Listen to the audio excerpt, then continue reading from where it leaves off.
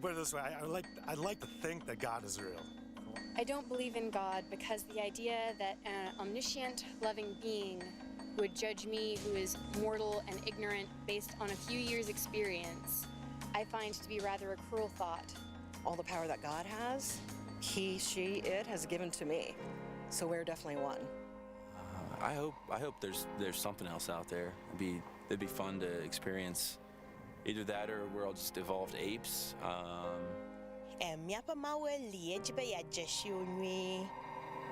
I was raised atheist. I don't believe in a higher power, but I also don't claim to know everything about the world.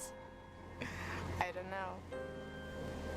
I don't know if there is one. I just pretend, I guess, and hope that there's something else out there.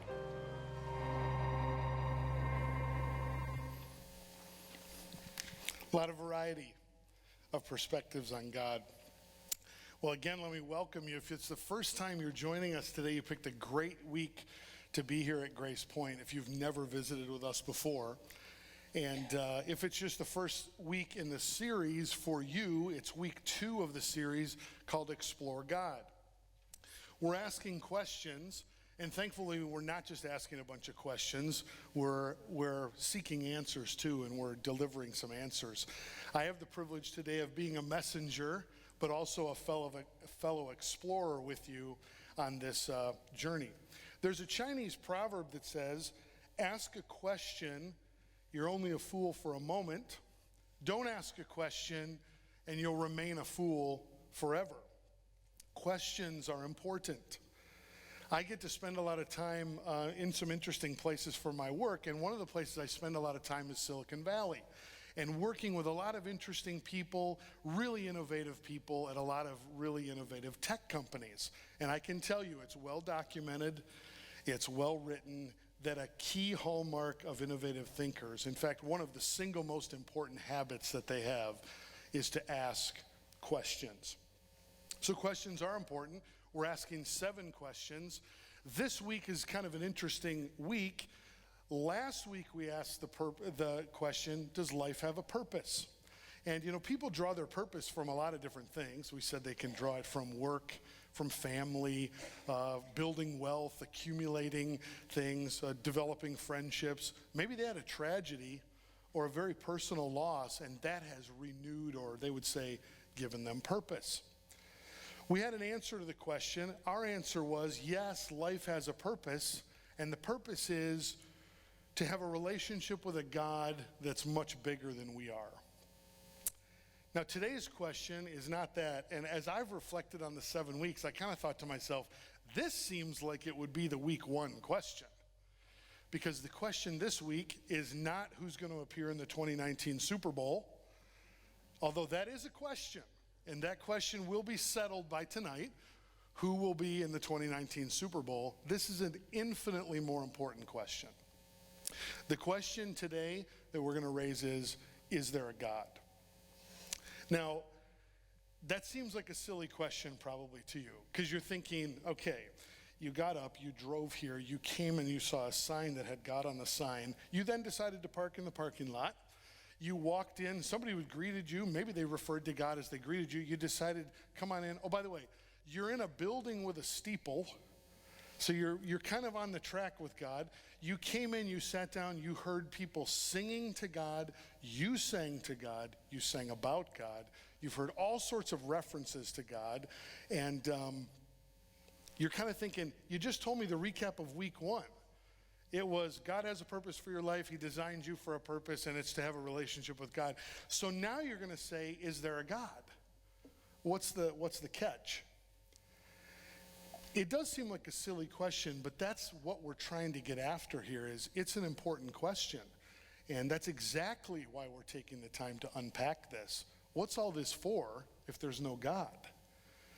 So we're going to talk a little bit about that. And I will tell you, my message today is for you, whether you're a believer seeking to have a more rational, maybe backup for what you believe. If you're exploring whether God even exists, there's something for you. If you're a hardened skeptic and you say, there's really not a logical explanation for God, there's something for you. Maybe you're even indifferent and you said, I got nothing better to do on Championship Sunday at 10:45, maybe I'll go in there and see what's going on in there. I don't really have a point of view on God. I think that's probably not very many of you, but if that's you, maybe today will awaken a new understanding of whether God exists or not. You see, we all think about God from time to time. It's everywhere in our culture. You can hear it in people making pronouncements about God. They say, well, this is a God-forsaken world, or where was God when that tragedy happened, or God bless you, or they say, God just had a different plan for your life. People are always mentioning God in so many different discourses. This past year, we had the deadliest shooting in an American high school in Parkland, Florida. We had the deadliest wildfires in a century in California. You heard all sorts of comments about act of God. This is God. God did this. God wasn't available. God, who would be? In fact, people point to certain events and they say, that person's so evil, that's the proof right there that there's not a God. I thought the most interesting example just came about, 20 days or so as this news was really building. January 10th, a girl escapes captivity in Wisconsin. She was being held 88 days in the house by a man who killed both of her parents right in front of her. And she was reunited with family. She escaped. She saw a woman walking the dog. She said, I am, the girl's name, Kloss, I think is her last name. I'm this girl. The woman immediately noticed, went to safety. She was reunited with her family. And in the very same news report and story, a person said, why would God let this happen? And another person said, well, God must have heard our prayers, and that's why she's reunited. What is going on with all these references to God? It's on our money, it's in our music, it's in the pop culture. If you watch today's playoffs, if CBS is broadcasting, you'll actually see a commercial, because I've seen it run, it seems like just ad nauseum, a show on CBS called God Friended Me. There have been big advances in science and technology and medicine where a lot of people are starting to think, hey, do we even need a God? So God's everywhere. Now, see if maybe you can relate to your perceptions about God from some of these letters from kids. Here's a couple. God, I bet it's very hard for you to love all of everybody in the whole world. There are only 4 people in our family, and we can never do it. Dear God, are you really invisible, or is that just a trick? God, how come you did all those miracles in the old days, but don't do any now? These are starting to get pretty good. God, why is there sin and war? My personal favorite. Dear God, maybe Cain and Abel would not kill each other so much if they had their own rooms. It seems to work with my brother. So we have a lot of these same questions and perceptions about God. We think about God in different ways. We maybe have different conclusions. And here's what happens. We ask God some questions. We write him some letters. And he doesn't seem to write back. And then we think, does he even exist? Is he out there? Does he care? What do I believe about God? And maybe you're there in this situation today. A.W. Tozer said that what we believe about God is the most important thing about us. There's a book that I really enjoy called Letters from a Skeptic. And it is a book that is a compilation of letters written from a father and a son back and forth. The son is a college professor and pastor. His dad is a retired executive and self-proclaimed skeptic.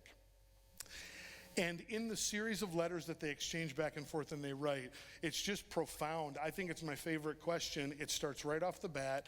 The father says to the son, he says, Greg, if God exists, why isn't he more obvious? Now, I hate it when somebody gives away the ending or the punchline of a joke or the ending of a movie. In fact, just the other day, I was talking with Jim, and Jim and I were talking, and our friend Roger was also there, and I started talking about the movie that I really like the best. It's my favorite movie. I'm starting to prove online it's the top-ranked movie of all time, and all these interesting things about it. I love the storyline. I love the historical fiction of it. I love all these things. And Jim says, I've never seen the movie. I was shocked. So Roger and I then proceed to go, what about this part? Remember when he has this, he sets up the meeting with him. Now be careful, that guy who sets up the meeting is also connected. And Jim's like, I just told you, I haven't seen the movie. Don't ruin the ending for me. Well, in this particular case, the ending is too good to not just give it away right now. I'm just going to give it away right now and profoundly answer the question, is there a God? And here's the answer. Yes. Yes, there is a God. Turn to Psalm 19. Psalm 19, you see the page number there on the screen. Page 456 in the Bibles in front of you if you have an app on your iPad or your phone. Turn to Psalm 19. I also want you to turn to Romans chapter 1. So a little bit more work for you. Psalm 19, Romans chapter 1. You're going to have to hold your finger in two places. If you've got the electronic version, it'll be easier. About 500 pages apart in most Bibles. Two passages we're going to read. Now, the skeptics in the room are already saying, okay, we're starting to look at the Bible. I don't even know if there's a God. And now what you're going to do is read me a bunch of verses to prove that there's a God. That's not going to work for me. It's not going to work for me either. So what I'm going to do is I'm going to tell you there's a God. We may and we will use scripture along the way, but I'll promise you we'll give you 4 pillars of evidence from outside of the direct scriptures so that you've got a good case to be made for God. So you're almost there, and we're going to stand and read in a moment. But before we do, I want to show you something. So let me show you something. A couple of pictures I would like to show you. This picture on your left is a picture of the Grand Tetons in Grand Teton National Park. This is sunrise on the Grand Tetons. Now, it's a pretty amazing picture, all the different colors. I wish you had this like in your screensaver or something, or you saw the real original photograph. It is breathtaking. The clouds are a little bit obscuring the 3 sisters, the peaks of the Grand Tetons, but this is an amazing place. It's an amazing sight to see firsthand and in real life. The other picture is thousands and thousands of miles of the Namibia coast, called the Skeleton Coast, because many ships went there, and trust me, if you land there, you're done. There's nothing around there. This is the ocean and the vast expanse of sand in Namibia. Let me show you 2 more pictures. The next picture is sunset off the coast of Denmark. The sky, the sun, the water, the rocks. And this other picture is the Milky Way galaxy taken from a person in Peru looking at the stars on a majestic night. So with these images in mind, now let's stand and let's read these 2 passages.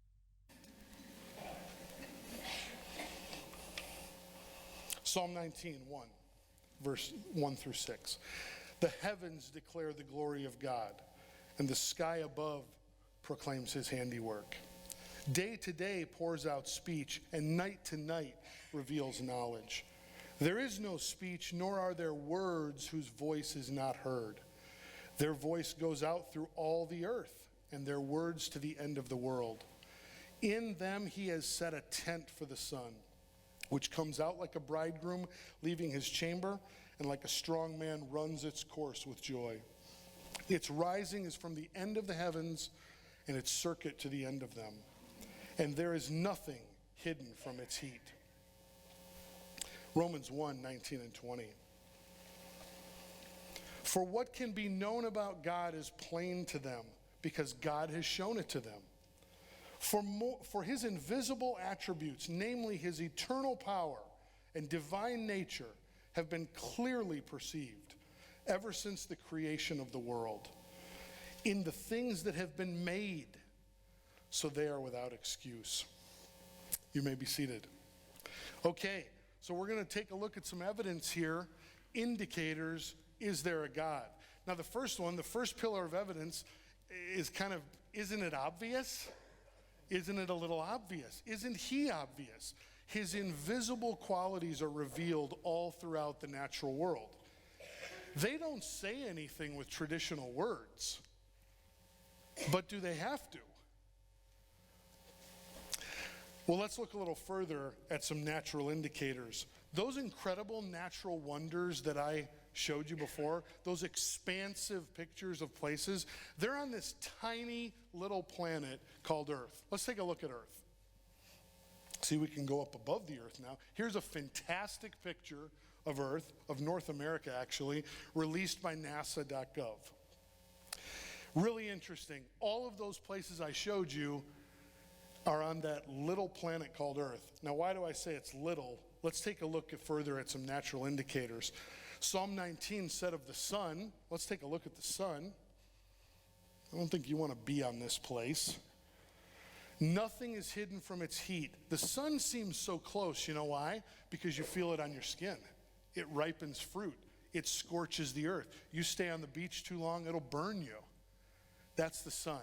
We're familiar with the sun. You can't look straight at it. Let's talk a little bit about the significance of the sun. If you got on an airplane this afternoon and decided to fly to the sun, you got on United Airlines 895, which is leaving at 1:30 today for Hong Kong direct. United Airlines 895 is going to get up to altitude and it's going to fly 550 miles per hour. If you got on that plane and said, let's redirect to the sun, it would take you 19 years to fly to the sun. Now you say, a couple of physicists in the room, or maybe just remember it from your classes, 186,000 miles per second, it's the speed of light. If you can travel at the speed of light, then you can get there in about 8 minutes. So if you can figure out a way to get there at the speed of light, you can get there in 8 minutes. The sun's not just far away. We're going to look at some other natural indicators. The sun is huge compared to the earth. I saw this analogy from Louis Giglio, who does a whole series called Indescribable. And my son Jack's a golfer, so we have a lot, and I mean a lot, of these around our house. They're everywhere. They're in the cup holders of cars. They're in a lot of places in the house they probably shouldn't be. Putting greens, chipping stations. When the snow melts, they'll be in the yard. Golf ball. I want to give you an analogy. If the earth was the size of this golf ball, the diameter of the sun is about 15 feet in diameter. If you measure the image, imagine the golf ball is earth and there's the sun. That's the proportional difference. Are you feeling a little insignificant? Now, that's not my main point. I want to tell you a little bit more about the sun, though. It's 109 times the diameter of the earth. It weighs about 330,000 times more than the earth. It is so large that 1.3 million earths would fit inside the sun. Now, since Lucas is here, I need to go through the math. Lucas, I see you sitting there. So here's the ratio of the sun's diameter to the earth is 1.392 million divided by 12,756. You get 109.1. If you take the ratio of the volumes, you would cube that, which is about 1.3 million earths inside. Is that enough? I just wanted to show you that you're not the only guy that can do math in the sermon. I just wanted to show you that. You did a fantastic job a couple weeks ago, by the way, and it inspired me to make sure I was scientifically accurate. Okay, now I'm getting a little out of my depth. I'm not going to turn it exactly over to Lucas. Let's go a little further. The sun is one of hundreds of billions of stars in the Milky Way galaxy, just in the Milky Way galaxy. Let's take another look at another star in the Milky Way called Betelgeuse. It's about 700 times the size of the sun. There's an actual place that star, 700 times the size of the sun. Now, let's see. Do we want to, maybe we want to come back to our golf ball here a second. Find yourself on the golf ball. Find the Grand Tetons first on the golf ball, then find Illinois, then find your house, your car, your problems. Maybe find your empire. It's big enough probably. Find your empire that you're building. Now are you starting to feel a little bit insignificant? Well, my point is not your insignificance. My point is the magnitude, the complexity, the infinite majesty of the universe. Let's go a little further. Earth, if you had the golf ball, Earth to Betelgeuse, the sun, the star that's bigger than the sun, it would be like a golf ball to 6 Empire State Buildings. That's the proportional difference in volume of this little golf ball. You could fit 262 trillion Earths inside Betelgeuse. Now, the Milky Way isn't the only galaxy. We have a Hubble telescope that can take a lot of pictures of a lot of galaxies. Let's take a picture of this is the Whirlpool galaxy.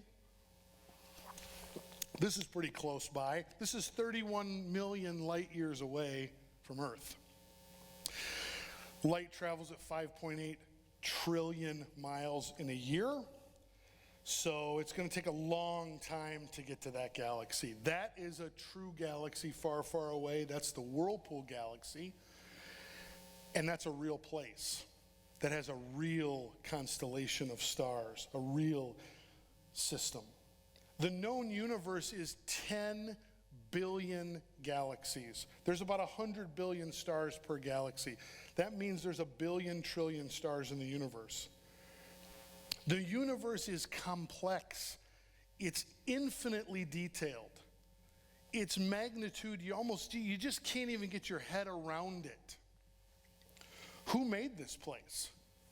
What made this place? Let's look at Psalm 33, verse 6. It says, "By the word of the Lord the heavens were made, and by the breath of his mouth all their host. He gathers the water of the sea as a heap. He puts the deeps in storehouses. Let all the earth fear the Lord. Let all the inhabitants of the world stand in awe of him. For he spoke, and it came to be. He commanded, and it stood firm." So you consider all the natural evidence. I just showed you a few things today. Now, wouldn't it make sense to you that a big, infinitely complex universe at a scale you can't even put your head around, doesn't it make a little sense that maybe there's something big, powerful, expansive, and uncontainable that would have potentially designed that and created it? It doesn't seem so irrational when you think about it that way. Let's get a little closer to home. A great quote from Augustine. Really look at this. This is very interesting. "Men go abroad to wonder at the heights of mountains, at the huge waves of the sea, at the long courses of rivers, at the vast compass of the ocean, at the circular motions of the stars, and they pass by themselves without wondering." So let's get a little closer to home. Let's take a look at some physical indicators. Now, you hear a lot these days about DNA. There's a lot of focus on DNA. You can get a kit from 23andMe. You can go on to Ancestry.com. You can find all about your lineage. You can find maybe some mistakes in what you thought was your lineage. You can find if you have proclivity to certain diseases. You can read up on predictive therapies to avoid disease. How long are you going to live? Who are your second and third and 403rd cousins? You can find out a lot of stuff. We've made fascinating advances in medicine, okay? And we now have a lot of this information. Now, why has this burst on the scene in just the past few years? There's a reason. This is also not an accident, by the way, but that's not my point. The Human Genome Project was a project that all the industrialized nations and the top research institutions of the industrialized nations combined together, and their goal across 20 universities and the top research centers, the actual smartest people in the world, by the way, not the maybe the smartest people. They got together and they said, we're going to map the entire human genome, the exact full DNA sequence, and they did it. And that's why we now have tons of information and big data that we didn't have before. Here is some of what we know. What we know is we're amazing.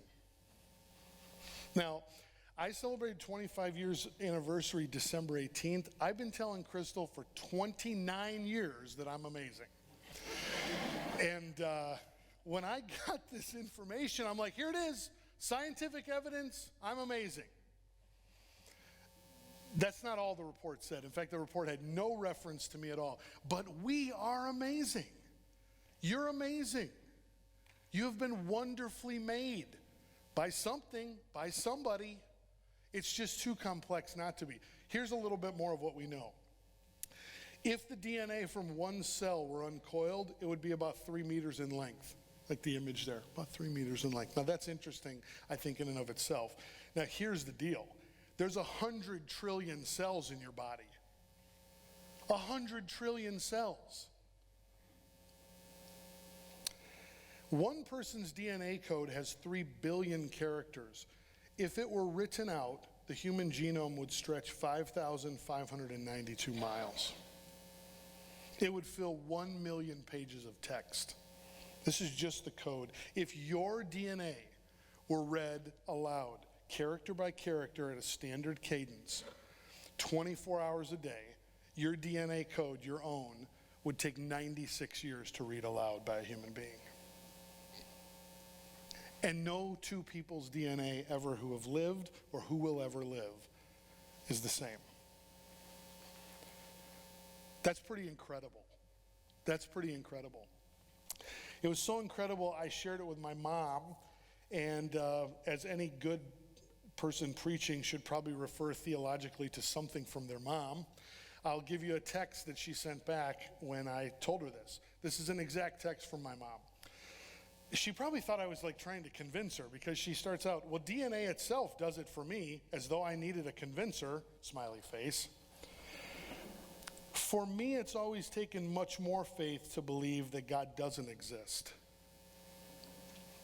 that God isn't our creator. You see, there are natural indicators, there are physical indicators, but there's more. The third indicator is there are ethical and moral indicators. Now, what do I mean by moral indicators? Here's what I mean. We all know deep down inside, we innately know intuitively that there's right and wrong. Two people arguing, it's because one of them has a sense of right and wrong, and so does the other one, and the two are not in line. We have an inner compass. We know it's wrong to kill. We also know it's wrong to deceive our friends. We also know that murder's not right, but we also know that it's wrong to even act unjustly. Now, why do we know this? It's in there. It's in there for everybody. Romans 2, 14 and 15.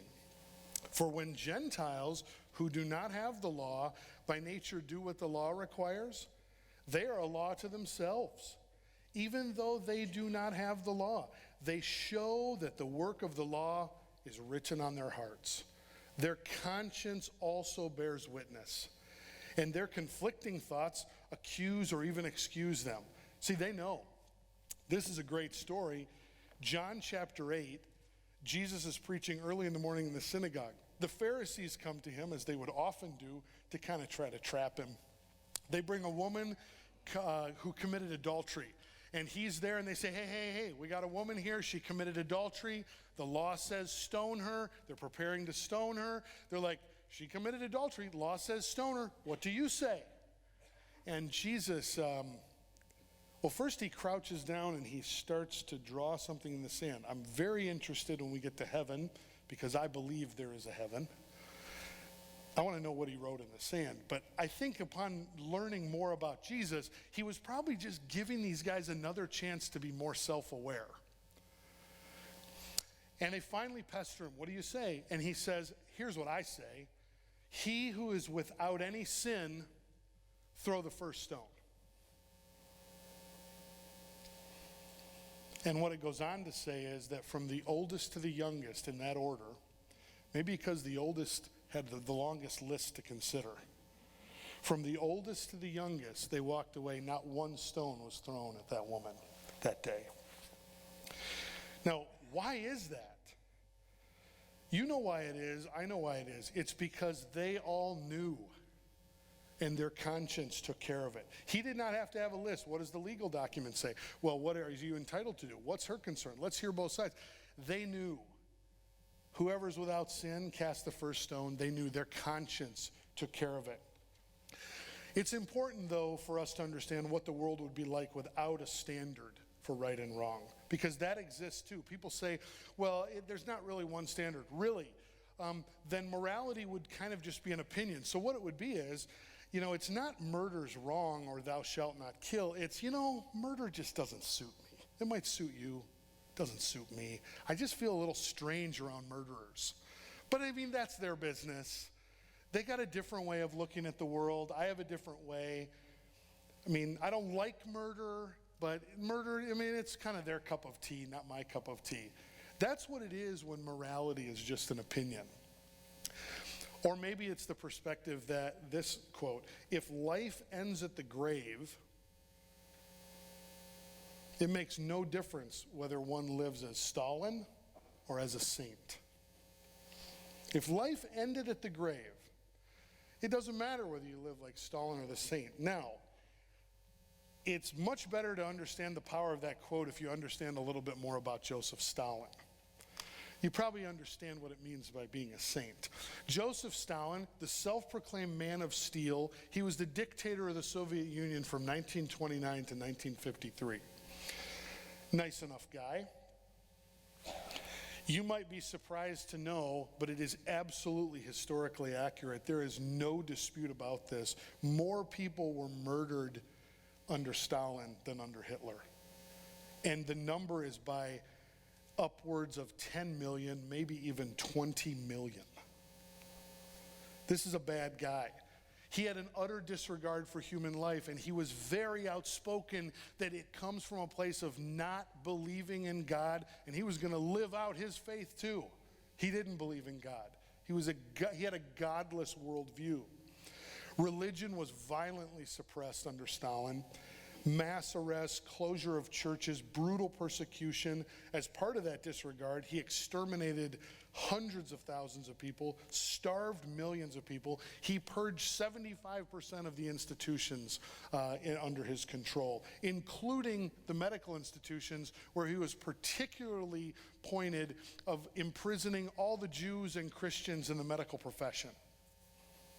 Which ironically, when he had a stroke, the people that were best equipped to help him were all in prison and couldn't help him. Joseph Stalin.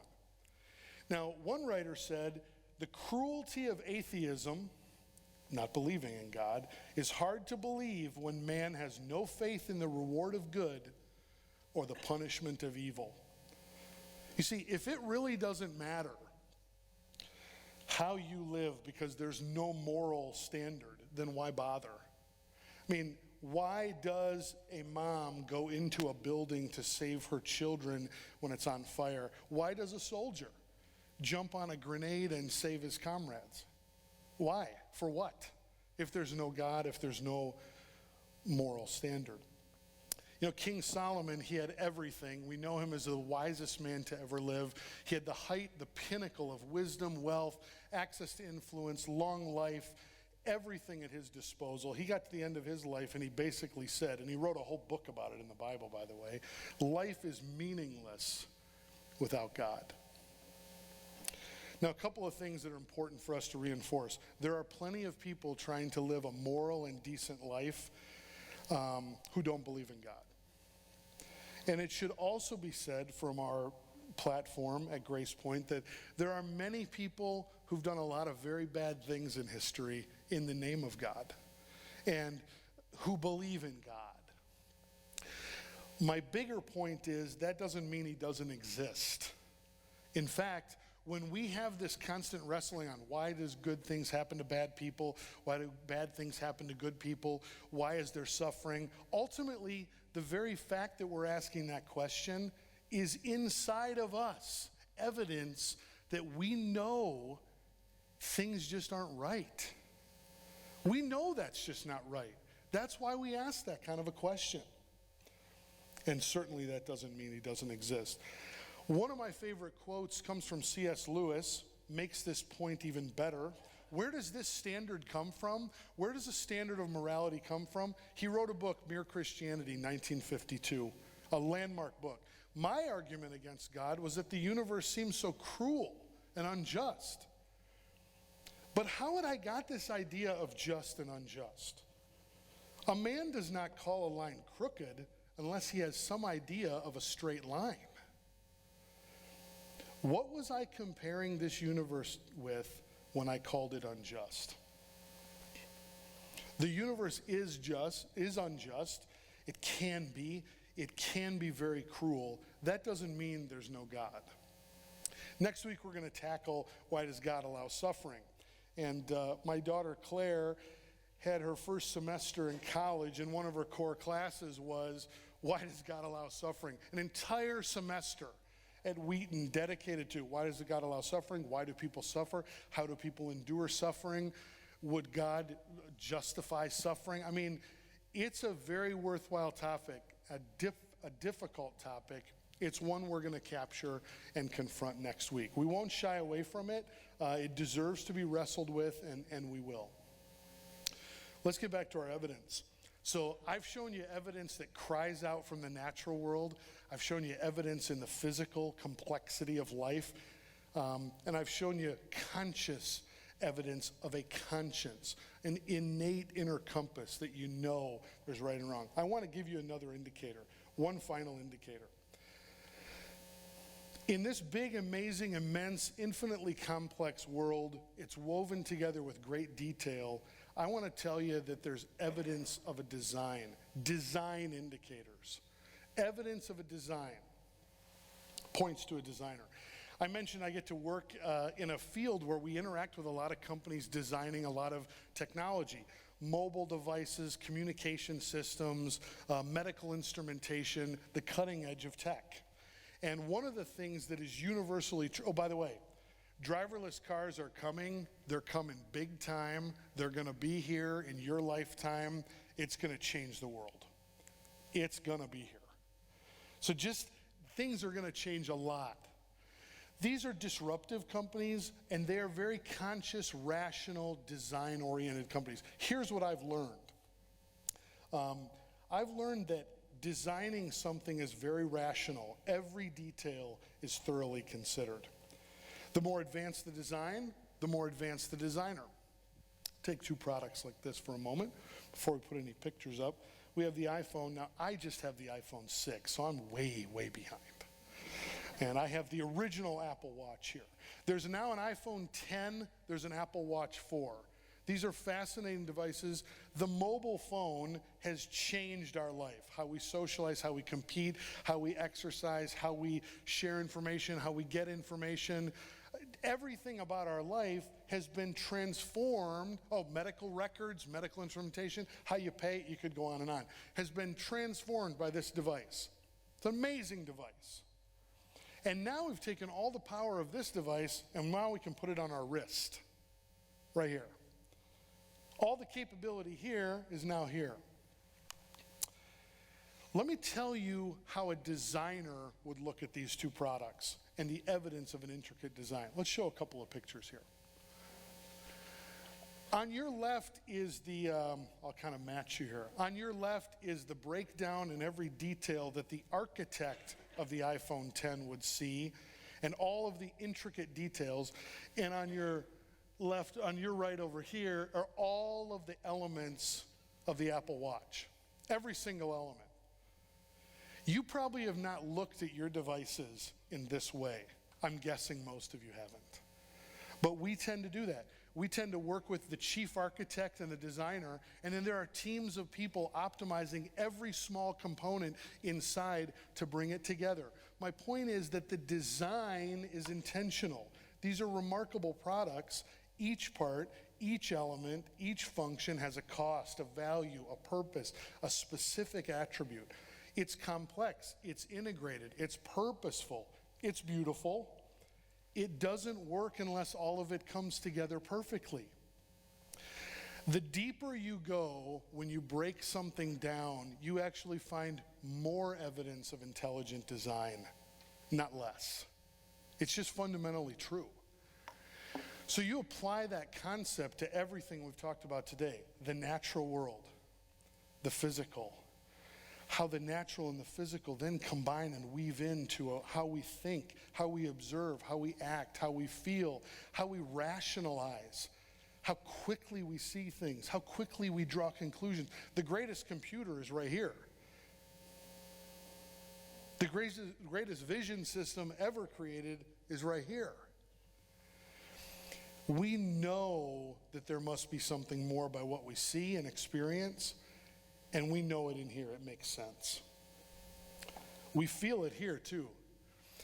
The fact that you have a longing for relationship is also an indicator that you've been designed by someone personal, who's got a personal interest in a relationship with you. That's an indicator as well. That's not an accidental feeling. So I just want to tell you, the designer exists. God is the designer. There absolutely is a God. And given all of this evidence, he gives us his word.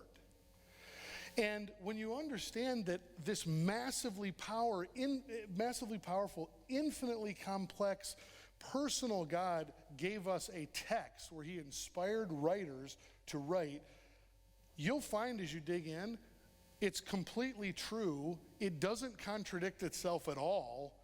And we can trust it just like we can trust there's a God. In Colossians 1:17 it says, and he is before all things, and in him all things hold together.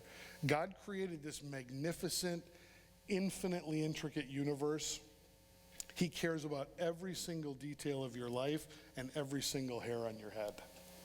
How do we know that? Psalm 33:13 through 18. The Lord looks down from heaven. He sees all the children of man. From where he sits enthroned, he looks out on all the inhabitants of the earth. He who fashions the hearts of them all and observes all their deeds. The king is not saved by his great army. A warrior is not delivered by his great strength. The war horse is a false hope for salvation, and by its great might it cannot rescue. Behold, the eye of the Lord is on those who fear him, on those who hope in his steadfast love. So my encouragement is pretty simple. If you're a skeptic, you should take another look and be convinced. If you're a believer, be confident in your belief. If you're still exploring,